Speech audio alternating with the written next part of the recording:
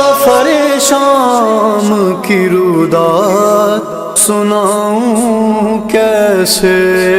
ناظرین السلام علیکم. آج زمانہ سوشل میڈیا کا ہے. اس میں ہم ہر قسم کے ویڈیوز دیکھتے ہیں. خاص کر ہم ان لوگوں کے ویڈیوز دیکھتے ہیں، خاص کر ان خاتون کے، کہ جو باطل طاقتوں کے سامنے ڈٹی رہی. اگر وہ کوئی کیس تھا جو انہوں نے لڑا، اسے جیتا. اگر وہ کوئی مشن تھا وہ اس میں کامیاب ہوئی. اگر وہ کوئی سوشل چینج تھا جسے وہ لانے کے لیے کام کرتی رہیں اور وہ ہمت نہیں ہاری اور اس کے بعد اس میں کامیاب ہوئیں، تو ہم ایسے خواتین کے ویڈیوز دیکھتے ہیں اور تب ہم کہتے ہیں کہ بے شک یہ تو ہیرو تھی، انہوں نے اپنے زمانے میں کیا کام کیا ہے. یہ ایک خاتون ہو کے ان لوگوں سے ڈری نہیں، ایسے پاورفل لوگوں کے سامنے انہوں نے گیو اپ نہیں کیا. تو کہیں نہ کہیں ہم دیکھتے ہیں کہ بی بی زینب سلام اللہ علیہا کو ان کا ڈیو کریڈٹ دیا نہیں گیا. بی بی نے اس قدر ہمت سے کام لیا. جب ان کا گھر بار جل گیا، بھائی بھتیجے بیٹے شہید کر دیے گئے، ان کا پردہ چھن گیا، ان کو اسیر بنا کر لایا گیا اور ان لوگوں کا تماشا بنایا گیا. ہم عام خواتین میں، یہ تو میں نے اتنی ساری چیزیں گنائیں،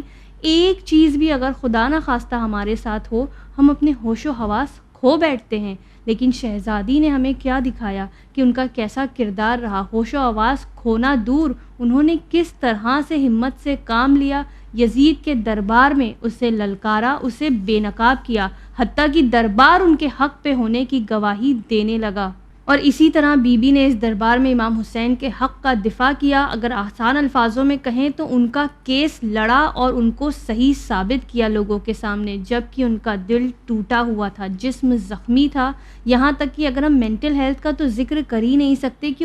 اس وقت ان کی ذہنی حالت کیا رہی ہوگی کہ جب وہ یہ خطبے بیان کر رہی تھی. لیکن انہوں نے پھر بھی ان ساری چیزوں کو درکنار کرتے ہوئے کس طرح حق کا ساتھ دیا، یہ ہم ساری خاتون کے لیے تا قیامت ایک لیسن ہے. آئیے بی بی زینب سلام اللہ علیہا کی شجاعت پر، ان کے خطبوں پر ایک نظر ڈالیں کہ کس طرح انہوں نے باطل کو چیلنج کیا. اور اس میں ہمارا ساتھ دے رہی ہیں ذاکرہ اعظمی زہرا رضوی. السلام علیکم آپا. وعلیکم السلام ورحمۃ اللہ وبرکاتہ. آپا، اب تک کہ ہم نے کوفہ کے جو خطبے تھے اور کوفہ کے جو حالات رہے وہ ہم نے کور کیا، اس بارے میں ہم نے کافی گفتگو کی. اب کوفہ پر تو بات ختم نہیں ہوئی. ظاہر ہے پھر ان لوگوں کو شام کی طرف لے جایا گیا. تو امام حسین علیہ السلام کے قتل کے بعد ان لوگوں کو قیدی بنا کر کوفے سے شام جب لایا گیا، ہم سنتے ہیں شام میں جو یزید کا جو دربار تھا وہاں شرابیوں کا مجمع تھا، بے دینوں کا مجمع تھا.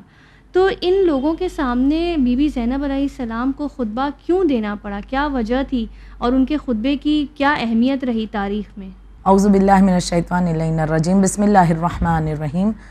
خطبات کا ذکر کرنے سے پہلے یقیناً اس کے پس منظر کا ذکر کرنا چاہوں گی کہ جناب زینب سلام اللہ علیہا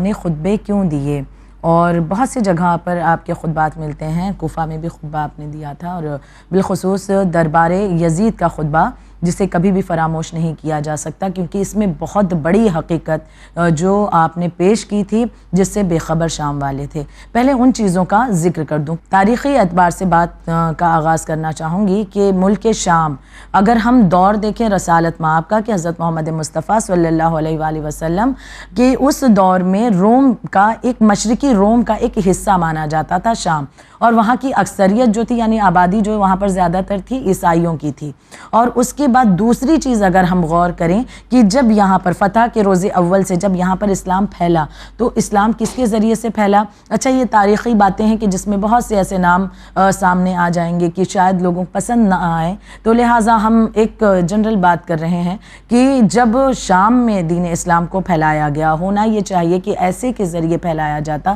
جو حقیقت میں اسلام کا بہترین جانکار ہو، جاننے والا ہو، وہ ایک صحیح اسلام کو وہاں پر پہنچا سکے. لیکن کس کے ذریعے سے شام میں اسلام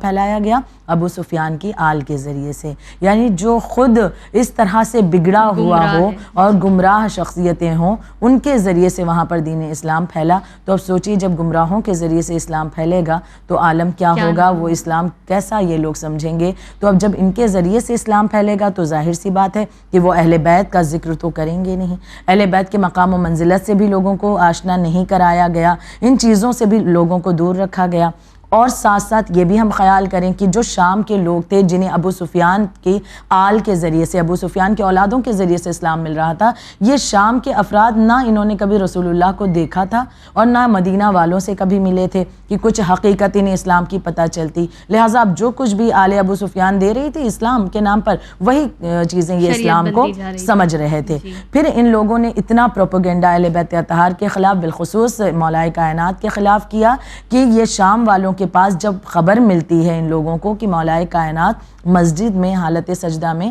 شہید کر دیے گئے، تو اتنا زیادہ ان کے ذہنوں کو جو ہے ورغلا دیا گیا تھا کہ اس خبر شہادت کو سن کر کہ علی مرتضیٰ مسجد میں حالت سجدہ میں شہید ہوئے، تو شام والے بہت زیادہ حیرانی سے اور چونک کر کہتے تھے کہ علی مسجد میں کیا کر رہے تھے، کیا علی نماز بھی پڑھتے تھے، کیا علی عبادت کرتے تھے، وہ سجدہ بھی کرتے تھے، یعنی جس کے گھر سے عبادتوں کو زندگی ملے اسی کے بارے میں یہ سن کر کے حیرانی سے پوچھنا۔ تو یہ صورتحال کیوں سامنے آئی؟ کیونکہ شام والوں کو حقیقت سے دور رکھا گیا تھا، اہل بیت کے مرتبے سے انہیں آگاہ نہیں کیا گیا تھا۔ یہ اب چیز ایک ذہن میں رکھیے گا کہ شام والوں کے پاس حقیقی دین نہیں پہنچا تھا۔ پھر یہی چیزیں آگے بڑھتی رہیں، یہاں تک کہ حاکم شام نے اپنے بیٹے یزید کو وصیت بھی کی تھی کہ اگر کبھی کچھ جنگی معاملات پڑے اور ہماری جو شام کی فوجیں ہیں وہاں کہیں جنگ کے لیے بھیجنا ہو تو بس اس مقصد کے لیے بھیجنا، اور بقیہ شام کے لوگوں کو شام سے باہر جانے کی اجازت نہ دینا، کیونکہ اگر یہ لوگ باہر گئے تو انہیں اگر اصل دین، اصل اسلام پتہ چل گیا تو یہ جان لیں گے کہ اصل دین تو رسول اور ان کی آل کے ذریعے سے پہنچنا ہے، ہمارے ذریعے سے نہیں۔ تو اس حقیقت سے ان کو دور رکھنا ہے، تو انہیں عام لوگوں میں مکس اپ مت ہونے دینا، بس جنگی اعتبار سے انہیں لوگوں کے درمیان جانے دینا اور اس اعتبار سے نہیں۔ یعنی اب ہم یہاں پر دیکھ رہے ہیں کہ شام کا جو علاقہ ہے وہ اہل بیت کے مقام و منزلت سے بے خبر ہے، انہیں آگہی کی ضرورت تھی۔ امام حسین علیہ السلام نے ان دونوں صورتحال کو دیکھا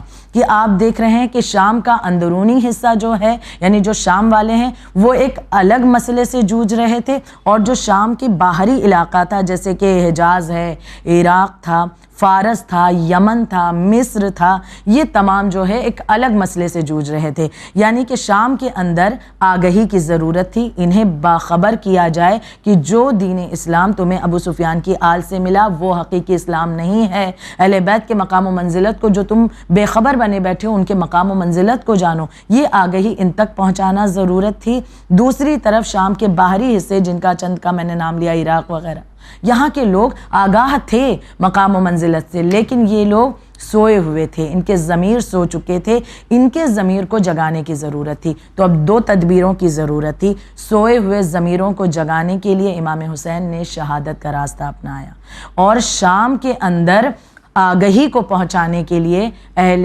حرم کی اسیری کو گوارا کیا کہ جب یہ اسیری کے عالم میں شام میں داخل ہوں گے ان کی باتوں کے ذریعے حقیقت لوگوں تک پہنچے گی۔ یہی وجہ تھی کہ شام میں جب اہل حرم کا داخلہ ہوا اور بالخصوص دربار یزید میں جناب زینب نے وہ خطبہ دیا کہ یہ جتنے معاملات تھے شام کے، اپنے خطبے کے ذریعے سے ان تمام کا جواب جناب زینب سلام اللہ علیہ نے دیا، یہاں تک کہ یہ شام کے بے خبر افراد بہت سی چیزوں کے متعلق انہیں آگہی ہوئی کہ جو کچھ انہیں بتایا گیا تھا اس کا برعکس اسلام ہے۔ تو یہ تمام چیزیں ممکن ہو پائیں جناب زینب سلام اللہ علیہ کے اس خطبے کے ذریعے سے جو آپ نے دربار یزید میں جا کر کے دیا تھا۔ آپا یہ جو خطبہ بیوی زینب سلام اللہ علیہ نے دیا تو یزید کے جو درباری تھے وہ کس طرح کے تھے، اس کا جو ماحول تھا دربار کا وہ کس طرح کا ماحول تھا، کس عالم میں شہزادی نے خطبہ دیا؟ جی خیر، اگر ہم غور کریں تو یزید کا دربار مطلب بہت سجایا گیا تھا، ہم روایت بھی سنتے ہیں کہ اتنی زیادہ اس کی سجاوٹ میں جو ہے وقت لگا تھا کہ شام کے بازار میں کافی وقت تک کے جو ہے اسیروں کو روکے رکھا گیا، کھڑا رکھا گیا، انہیں اس بازار میں جہاں اتنی زیادہ بھیڑ ہوا کرتی تھی وہاں پر انہیں روکا گیا کہ جب تک پورا دربار اچھے سے سج نہ جائے تب تک انہیں لایا نہ جائے تاکہ ان کا تماشا بنایا جا سکے۔ تو لہٰذا اب یزید کا جو دربار تھا وہ سجا ہوا تھا اور بہت سے لوگ وہاں پر، بہت سے بڑے بڑے امیر اور رئیس افراد وہاں موجود تھے، بیرونی سفراء بھی تھے، باہری ملکوں سے بھی لوگوں کو بلایا گیا تھا کہ وہ بھی آئیں اور یہاں پر میری حکومت کو دیکھیں اور میرا مرتبہ دیکھیں کہ میں نے کس طرح سے اپنے بغاوت کرنے والوں کو جو ہے نیز کیا ہے، اور تماشا دیکھنے کے لیے یہاں پر باہری لوگوں کو بھی بلایا تھا۔ بہت سے غیر مسلم افراد بھی وہاں پر موجود تھے اور وہ بھی انہیں اس لیے بلایا گیا تھا کہ وہ بھی دیکھیں کہ میرا پاور کتنا زیادہ ہے، میرے ہاتھ میں کتنا زیادہ پاور، اقتدار اتنا زیادہ ہے کہ میں اپنے مخالفین کے ساتھ کس طرح پیش آتا ہوں۔ تو یہ ایک مرتبہ اس نے دربار کو سجایا، اور ایسے عالم میں کہ جہاں پر یہ تمام افراد اس طرح سے پورا ایک بہت بڑا مجمع جمع ہوا تھا، لوگ بیٹھے ہیں کرسیوں پر، وہاں پر اس عالم میں ان تمام ماحول کے درمیان رسن بستہ کر کے اہل حرم کو لایا جاتا ہے، حتیٰ کہ بیبیوں کے سروں پر ردا بھی موجود نہیں تھی۔ ہم اس دنیا میں بھی اگر تصور کریں کہ اگر اللہ نہ کرے کورٹ کچہری کا کسی کا مسئلہ ہوتا ہے، جو غیرت مند افراد ہوتے ہیں، مرد ہوتے ہیں، وہ اپنے گھر کی عورتوں کو کورٹ کچہری میں لے جانا پسند نہیں کرتے، بھلے کتنا ہی بڑا مسئلہ کیوں نہ ہو جائے، کوئی گواہی بھی دینی ہو، لیکن پھر بھی وہ اس چیز سے گریز کرتے ہیں کہ خاتون کو نہ لے جانا پڑے، بلکہ وہ باحجاب ہوتی ہے، انہیں پتہ ہوتا ہے کہ وہاں پر کوئی ایسی ذلت و رسوائی کا معاملہ نہیں، لیکن پھر بھی وہ اس چیز کو پسند نہیں کرتے کہ کورٹ کچہری کے معاملات میں عورتوں کو، گھر کی خواتین کو لایا جائے۔ وہاں پر ہم جناب زینب، جناب ام کلثوم، دیگر مستورات کی غیرت کو سلام کریں کہ واقعاً یہ بیبیاں کہ جن کے سروں کو کبھی آسمان نے کھلا نہ دیکھا ہو، جو رات کی تاریکی میں قبر رسول اللہ پہ اس انداز سے جاتی ہوں کہ دائیں طرف امام حسن، ایک طرف امام حسین، اور مولا کائنات ساتھ ساتھ چلتے ہوں، اور جا کر کے مولا کائنات قبر رسول اللہ پر چراغ کو گل کر دیتے تھے، اس لیے کہ کسی کی نگاہ بھی جناب زینب کے پرچھائی پر، ان کے سائے پر نہ پڑے۔ تو جس کے لیے پردے کا اتنا اہتمام کیا جاتا رہا ہو، آج وہی بیبیاں اس طرح سے لائی جا رہی ہیں، لیکن اس کے باوجود دل ٹوٹے ہوئے ہیں، یقیناً دل پر زخم بہت گہرے ہیں، اپنوں کو کھو کر آئی ہیں، نگاہوں کے سامنے زخمی بچے موجود ہیں، ان کی رونے کی صدائیں بھی بلند ہیں، لیکن ان تمام معاملات کے بیچ بھی یہ خواتین اپنے آپ کو ہمت دے رہی ہیں، حوصلہ دے رہی ہیں، حتیٰ کہ وہ معاملہ سامنے آتا ہے کہ اسی دربار میں یزید ملعون نے امام حسین علیہ السلام کے کٹے سر کے ساتھ گستاخی کی ہے، اور چھڑی سے، بیت سے امام حسین علیہ السلام کے سر پر وار کرتا ہے، مارتا ہے، اور پھر مذاق کرتا ہوا کہتا ہے کہ بنی ہاشم نے ملک حاصل کرنے کے لیے یہ ڈھونگ رچا ہے، نہ کوئی خبر آئی، نہ کوئی وحی آئی۔ اور پھر اس کے بعد مزید یہ اپنی جو دل کی بھڑاس تھی اس کا بھی اظہار کرتا ہے، کہتا ہے کاش میرے اجداد جو بدر میں مارے گئے تھے وہ دیکھتے تو کتنا خوش ہوتے۔ یہ تمام باتیں جب یہ کر رہا تھا، اب اس کا جواب دینے کے لیے ایک خاتون نے آواز کو اس طرح سے بلند کیا کہ وہاں پر موجود تمام مجمع خاموش ہو گیا، خود یزید کی بھی ہمت نہ ہوئی کہ وہ جناب زینب سلام اللہ علیہا کے سامنے بولتا، اور پھر جناب زینب سلام اللہ علیہا نے اپنے خطبے کا آغاز کیا تھا۔ تو آپا جس طرح ہم دیکھتے ہیں کہ بی بی زینب سلام اللہ علیہا نے جب خطبہ دیا تو اس جگہ پر جہاں پر جو اسلام کی جو شکل و صورت ہے وہ اصل اسلام سے بالکل الگ ہے، وہ جانتے ہی نہیں ہیں کہ اسلام کیا ہے، تو ایسے میں وہ کون سے اہم نکات تھے جو بی بی نے ان لوگوں تک پہنچائے کہ ان زنگ لگے ہوئے جو دل ہوتے ہیں نا، ہم کہتے ہیں کہ زنگ کھائے ہوئے دل ہیں، ان کو بھی اثر کر جائے، وہ کون سے اہم نکات تھے؟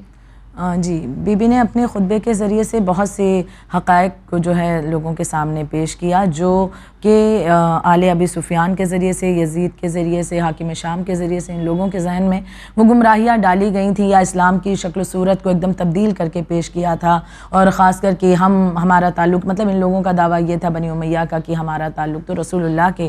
گھرانے سے ہے، ہم ان کی نسل سے ہیں، یعنی یہ تمام تر چیزیں جو ان لوگوں نے اپنی طرف منسوب کر رکھی تھیں کہ اسی وجہ سے ہمارا حق بنتا ہے کہ ہم دین اسلام کو لوگوں تک پہنچائیں، یا خلیفۃ المسلمین ہونے کا حق اگر حاصل ہے تو وہ ہمیں ہونا چاہیے۔ تو یہ جو تمام تر چیزیں چلی آ رہی تھیں اور اس کے پیچھے جھوٹ کا جو سہارا لیا گیا تھا، ان تمام جھوٹ کا پردہ فاش جناب زینب نے اپنے خطبے کے ذریعے کیا تھا۔ ان کے کچھ نکات کو پیش کروں میں آپ کے سامنے۔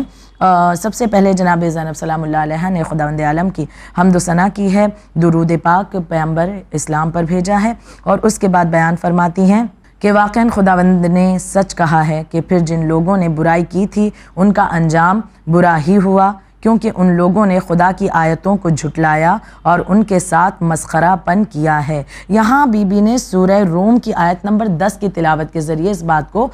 پیش کیا، یعنی یہ یہاں پر ملعون کیا کر رہا تھا، مولا حسین علیہ السلام بھی خدا کی ایک نشانی تو ہیں، ان کے ساتھ مسخرہ پن کر رہا ہے، ان کے سر کو اذیت پہنچا رہا ہے، اور اس طرح سے ان سے کہہ رہا ہے کہ نہ کوئی وحی آئی تھی اور نہ ہی، مطلب وہ خدا کی نشانیوں کو جھٹلا رہا ہے۔ تو آپ نے وہی قرآن مجید کے جو قرآن کے لیے لیے یہ لوگ بھی کہتے تھے کہ بھائی ہم مسلمان ہیں, ہم تو قرآن کے ماننے والے ہیں. تو اسی قرآن کی آیت پڑھ کر کے آپ نے ان لوگوں کے سامنے اس بات کو رکھا کہ اس کا انجام برا ہی ہوا, کیونکہ ان لوگوں نے خدا کی آیتوں کو جھٹلایا اور ان کے ساتھ مسخرہ پن کیا. یعنی کہ اپنے جملے جو کچھ بھی ہیں وہاں پر آیتوں کا سہارا لے کر کے, اور وہ بھی ہم دیکھیں کہ جناب زینب سلام اللہ علیہا کے علم کی جو جنہیں عالمہ غیر معلمہ کہا جاتا ہے, تو واقعاً کون سی آیت کا چناؤ آپ نے ایک دم بالکل صحیح وقت میں کیا کہ جس کے ذریعے سے ان لوگوں کو یہ جواب ملا. اور اس کے ذریعے یہ بات بھی آپ نے واضح کر دی کہ رسول اکرم میرے جد ہیں, ہم آل رسول ہیں, رسول ہمارے ہیں, اے یزید وہ تمہارے نہیں ہیں. اور یہاں پر بی بی نے کیوں وضاحت کی؟ کیونکہ ان لوگوں نے ایک بھرم جو پھیلا رکھا تھا نا کہ ہم تو رسول کی نسل سے ہیں, ہم رسول ہمارے جد ہیں, ہم رسول کی آل میں سے ہیں. تو جو یہ بھرم پھیلایا تھا لوگوں کے سامنے بنی امیہ نے, اور اس کا بھی آپ نے یہاں پر خلاصہ کر دیا کہ یزید تم نہیں ہو ان کی نسل سے, ہم ان کی نسل سے ہیں,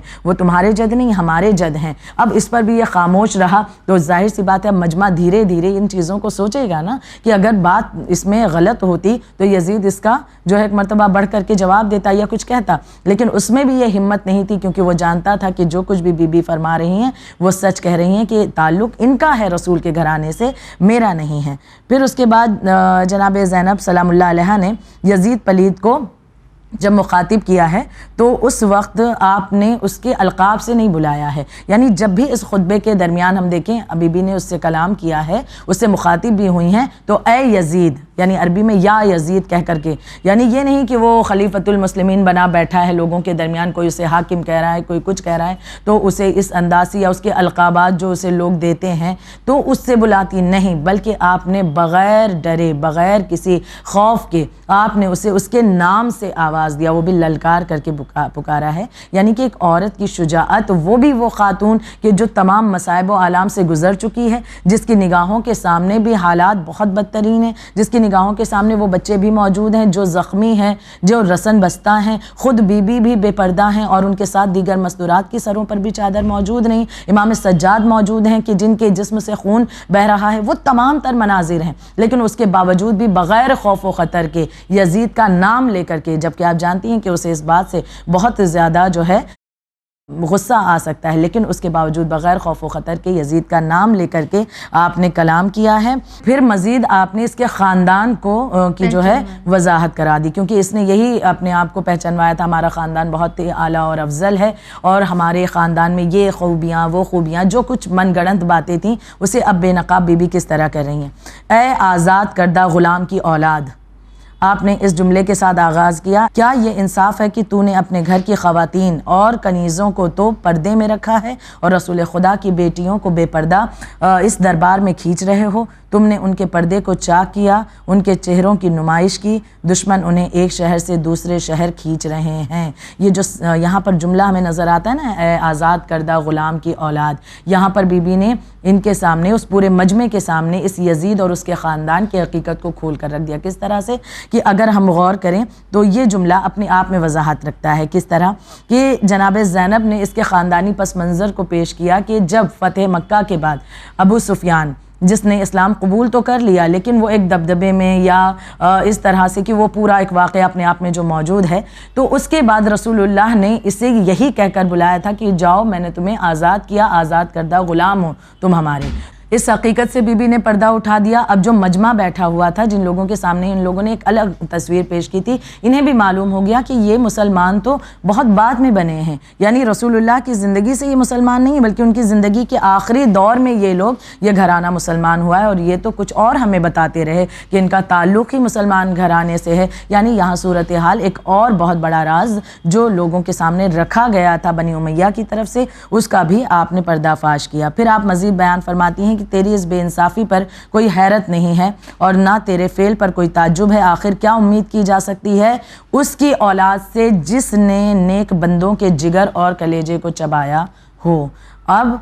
جس کا گوشت شہداء کے خون چوسنے سے بنا ہو، ایسا شخص ہماری طرف نفرت، عداوت، عناد و کینہ بھری نظروں سے ہی دیکھتا ہو اور وہ ہم اہل بیت کے بغض کے اظہار میں دیر نہیں کرتا ہو۔ یعنی یہاں پر آپ نے اس کی دادی کی طرف بھی اشارہ کر دیا کہ تجھ سے امید ہی کیا کی جا سکتی ہے، کیونکہ تیری دادی تو وہی ہے نا کہ جس نے کلیجہ چبایا تھا جناب حمزہ کا جنگ احد میں۔ تو جس نے کلیجہ چبایا ہو اور جس نے مومنوں کا خون پیا ہو تو اس کی ہی نسل سے ہے، تو تجھ سے امید یہی کی جا سکتی ہے کہ تو اہل بیت اطہار کے ساتھ کیسے نرم رویہ اختیار کرے گا، تو ان کا دشمن ہے۔ تو لہٰذا اس چیز کی بھی وضاحت کر دی اور یہ بھی بات آگے پیش کر دی کہ آکلۃ الاکباد سے مراد، کلیجہ چبانے والے سے مراد کوئی اور نہیں بلکہ وہ تیری ہی دادی تھی کہ جس نے یہ تمام چیزیں پیش کی ہیں۔ یعنی اہل بیت اطہار کے مقام و منزلت کی طرف اب دھیرے دھیرے آپ لوگوں کو لے کر کے آ رہی تھیں کہ تم لوگوں نے جو کچھ کیا دین اسلام کے ساتھ، رسول کے ساتھ، کہ رسول کا نام لیتے ہو، کہتے ہو ان کا کلمہ پڑھتے ہیں، لیکن اسی رسول کے چچا کے ساتھ تمہارے ہی خاندان والوں نے یہ تمام چیزیں انجام دی تھیں۔ یہ چیزیں خطبے کے ذریعے بھی بیان کرتی رہیں۔ پھر یزید کے جو کچھ عزم اور ارادہ تھا اسے اور پستہ کرنے کے لیے شامیوں کے سامنے ابو سفیان کی اور بھی بہت سی حقیقتوں کو اس خطبے کے ذریعے بی بی نے پیش کیا ہے، جس کے لیے کافی وقت درکار ہے۔ جیسے کہ آغاز میں نے آپ کے سامنے ذکر کیا تھا کہ جناب زینب سلام اللہ علیہا کے کاندھوں پر یہ بہت بڑی ذمہ داری تھی کہ جو آگہی نہیں تھی شام میں دین اسلام کے لیے وہ لوگوں تک پہنچانا۔ جناب زینب سلام اللہ علیہا نے اپنے خطبوں کے ذریعے سے اس یزید پلید کے خاندان کا، اس کے حسب نسب کا معاملہ بھی کھل کر لوگوں کے سامنے پیش کر دیا، رسول کے ساتھ ان کا رویہ کیا تھا وہ بھی پیش کر دیا۔ اگر یہ محبت کرنے والے ہوتے رسول سے تو رسول کے چچا کا کلیجہ کیسے چباتے، یہ چیزیں پیش کر دیں۔ یہاں تک کہ یہ تمام باتیں کہ کس خاندان سے تعلق رکھتے ہو، تمہارے گھرانے میں کیا کیا چیزیں رونما ہوتی رہی ہیں، اور تم وہ ہو کہ جس نے امام حسین جو کہ جنت کے جوانوں کے سردار ہیں انہیں قتل کیا، اور تم یہ سوچ رہے ہو کہ انہیں قتل کرنے کے بعد تم جنت میں جاؤ گے۔ تو جو جنت کے جوان کا سردار ہو اسے قتل کر کے اور تم جنت میں جانے کی تمنا رکھو، یہ کیسے عقل قبول کرتی ہے اس بات کو؟ یعنی پوری طرح سے اس خطبے میں آپ نے حقائق کو لوگوں کے سامنے اس طرح سے پیش کر دیا کہ جب خطبہ ختم ہوتا ہے جناب زینب سلام اللہ علیہا کا، تو جو مجمع بیٹھا ہوا تھا جس میں نے ذکر کیا کہ بہت بڑے امیر بھی تھے، رئیس بھی تھے، غیر ملکوں سے، دوسرے ملکوں سے بھی آنے والے سفیر بھی موجود تھے، غیر مذہب کے افراد موجود تھے، یہودی بھی تھے، اس میں عیسائی بھی موجود تھے۔ یہ افراد اٹھ کر کے یزید کو ملامت کرنے لگے کہ اگر ان تمام باتوں کو جو یہ بی بی بیان کر رہی ہیں تو نے انجام دیا ہے تو تو نے اپنے ہی رسول کی آل کے ساتھ یہ ظلم کیا، تو کیسا انسان ہے کہ تو نے اپنے رسول کی آل پر ہی یہ ستم ڈھائے۔ یعنی یہ جو منصوبہ بنا کر بیٹھا تھا کہ یہاں پر میں ان کی جو ہے ایک تماشا لوگوں کے سامنے پیش کروں گا، دراصل تماشا اس کا ہو گیا، حقیقت سے لوگ آشنا ہوتے چلے گئے رفتہ رفتہ۔ جی آپ کا بہت بہت شکریہ۔ ظاہر ہے کہ جس طرح سے بی بی نے اس کو بے نقاب کیا ہے اور اس کو اس کے ہی دربار میں ذلیل کر دیا، یہ اپنے آپ میں بہت ہی زیادہ ہمت کی بات ہے کہ کسی ظالم کو اس کے دربار میں ذلیل کر دیا جائے۔ اور ہم لوگوں کو ہمیشہ یہ سوچتے رہنا چاہیے کہ بی بی نے جو ہم لوگوں کے لیے کیا ہے اس کے بعد ہمیں عزاداری کو فور گرانٹیڈ نہیں لینا چاہیے، کیونکہ بہت ان کی محنتوں کا نتیجہ ہے جو آج ہم تک یہ عزاداری پہنچی ہے۔ جزاک اللہ، شکریہ۔ جزاک ناظرین، ہم لوگوں کے لیے بس یہی پیغام ہے کہ ہم نے بہت زیادہ بی بی کے مصائب میں سنا ہے کہ علی کی بیٹی نے 15 اذانیں 29 محرم سے 2 صفر تک کھڑے ہو کر سنی۔ سن لینا بہت آسان ہے، لیکن کبھی اگر صرف اس جملے پر غور و فکر کریں کہ ایک اذان سے دوسری اذان میں کتنے گھنٹے کا فرق ہوتا ہے، اور 15 اذانیں یعنی کتنے گھنٹے ہوتے ہیں۔ ہم اگر تھوڑے سے کسی سفر پر جاتے ہیں، ہم اگر کھڑے رہنا پڑے ٹرین میں یا بس میں، ہم فوراً بیٹھنے کی جگہ تلاش کرتے ہیں، لیکن 3 دن تک کھڑے رہنا کیونکہ دربار سجایا جا رہا ہے، اپنے آپ میں یہ ایک بہت بڑا مصائب ہے اور شہزادی کی بہت بڑی قربانی ہے۔ تو جب ہم عزاداری پر کوئی الزام اٹھائیں، انگلیاں اٹھائیں، تب ہمیں 100 بار سوچنا چاہیے، کیونکہ شہزادی نے اس عزاداری کے لیے اپنا سب کچھ قربان کر دیا ہے، اور بس ہمیں اسی عزاداری کو باقی رکھنا ہے تاکہ کربلا والوں کی ان قربانیوں کو ہم ضائع نہ کر دیں۔ اسی پیغام کے ساتھ آپ دیکھتے رہیے چینل ون، کھل کے عزاداری کریے۔ مجھے دیجیے اجازت، شکریہ، خدا حافظ۔